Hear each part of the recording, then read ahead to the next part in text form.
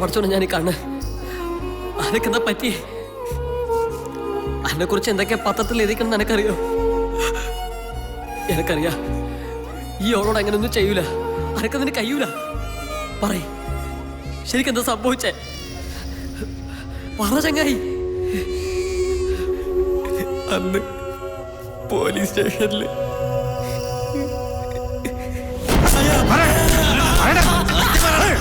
ഒന്നും അറിഞ്ഞോടല്ലേ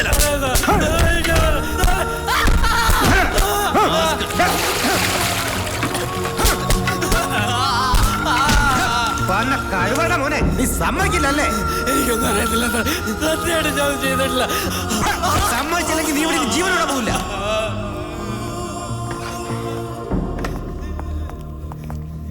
എന്തായി?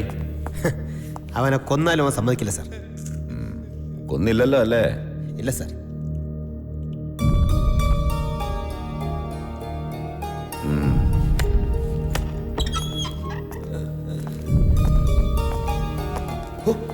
എന്തടിയോട് നിങ്ങൾ അടിച്ചത്?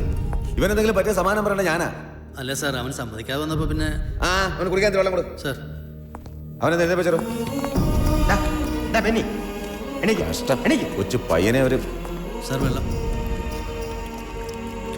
എടോ, അവനെ കഴിക്കാൻ എന്തെങ്കിലും വാങ്ങിക്കണം പറഞ്ഞിട്ട് വാങ്ങിച്ചോ? വാങ്ങിച്ചു സാർ. കൊടുക്ക.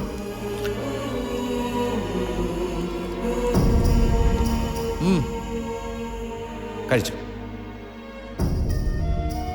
എന്താണോ അത്? ബിരിയാണിയാ? അതെ സാർ.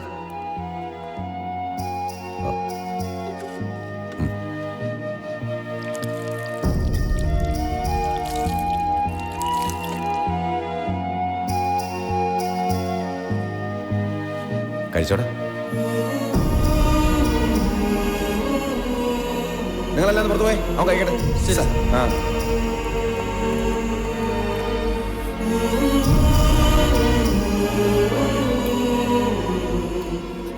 സത്യമായിട്ട് ഞാൻ ചെയ്തിട്ടില്ല സാറേ. അറിയാം, നിനക്ക് അവളോട് എത്രമാത്രം സ്നേഹം ഉണ്ടായിരുന്നു എനിക്ക് നന്നായിട്ടറിയാം. എന്തായാലും നീ അത് ചെയ്യില്ലെന്ന് എനിക്ക് ഉറപ്പാ. ചെയ്ത ആരാന്നും അറിയാം.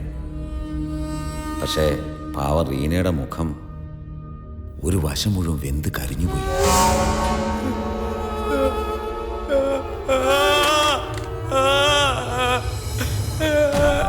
ബെന്നി, കരയില്ലേ? എന്താ സാറേ പറയുന്നത്?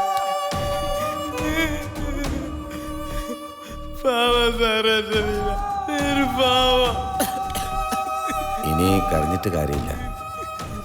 അവളുടെ മുഖം ശരിയാക്കി എടുക്കാൻ ഒരു വഴിയുണ്ട്. Plastic surgery.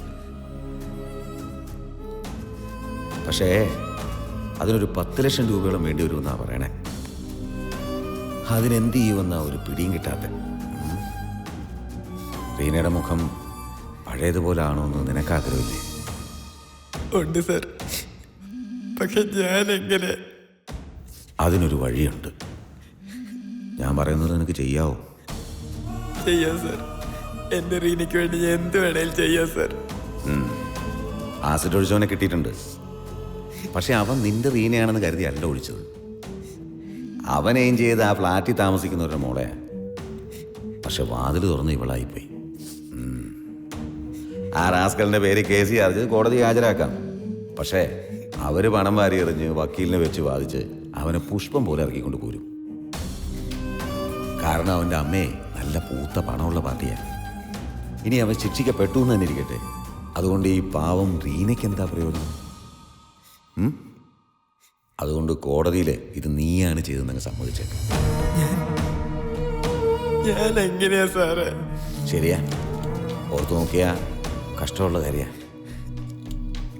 പിന്നെ അവര് കേസ് നടത്താനും വക്കീലിന് ഫീസ് കൊടുക്കാനും ഒക്കെ ആയിട്ട് ചിലവാക്കുന്ന പണം റീനയുടെ മുഖം ശരിയാക്കാൻ വേണ്ടി ചിലവാക്കണമെന്ന് ഞാൻ അവരോട് പറയാം.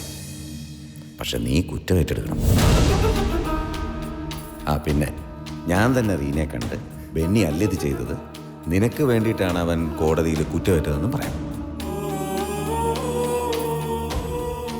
ഇതല്ലാതെ അവളെ സുഖപ്പെടുത്താൻ വേറെ വഴിയൊന്നും തൽക്കാലം ഞാൻ കാണുന്നില്ല. ഈ കേസിന് ഏറ്റവും കൂടിയ നിനക്ക് 7 കൊല്ലം. റീനയ്ക്ക് വേണ്ടിയാണെന്ന് കരുതിയ 7 കൊല്ലം 7 മാസം പോലും കൂടി പോകും.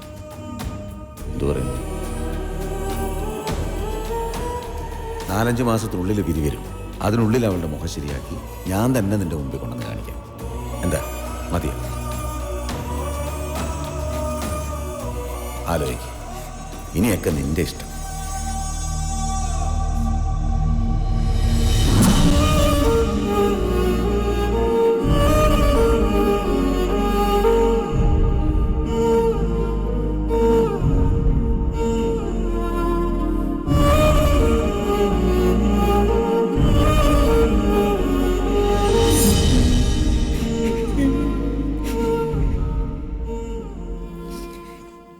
ഷർട്ടിട്ടോ.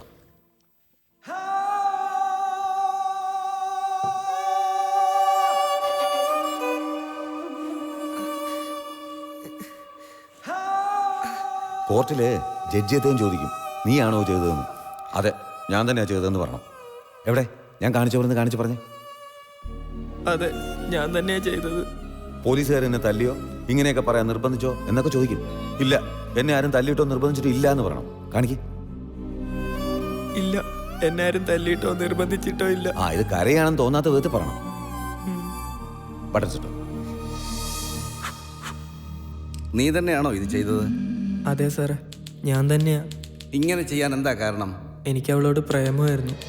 പലതവണ പറഞ്ഞിട്ടും അവൾ സമ്മതിച്ചില്ല. അത് സഹിക്കാഞ്ഞിട്ടാ. പോലീസ് നിന്നെ മർദ്ദിക്കുകയോ ഇങ്ങനെ പറയണമെന്ന് നിർബന്ധിക്കുകയോ ചെയ്തിട്ടുണ്ടോ? ഇല്ല. വേറെ വല്ലതും കോടതിയോട് ബോധിപ്പിക്കാനുണ്ടോ? ഇല്ല. വിധി തീർപ്പാക്കുന്നതിനായി അടുത്ത മാസം 14-ാം തീയതിയിലേക്ക് കേസ് മാറ്റിവെച്ചിരിക്കുന്നു.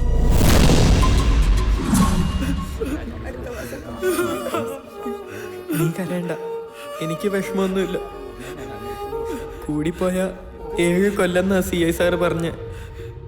എൻ്റെ റീനയ്ക്ക് വേണ്ടി എത്ര കൊല്ലം വേണമെങ്കിലും സഹിക്കാൻ ഞാൻ തയ്യാറാ. അവളുടെ മുഖം ഒന്ന് പഴയതുപോലെ കണ്ടാ മതി എനിക്ക്. ആ CI സാറ് നല്ല മനസ്സുള്ളവന്. അവൾക്ക് ഭേദമായി കഴിയുമ്പോൾ എന്നെ കാണാൻ കൂട്ടിക്കൊണ്ടുവരാന്നാ പറഞ്ഞിരിക്കുന്നത്. ആ ദിവസത്തിന് വേണ്ടിയാണ് ഞാൻ കാത്തിരിക്കുന്നത്.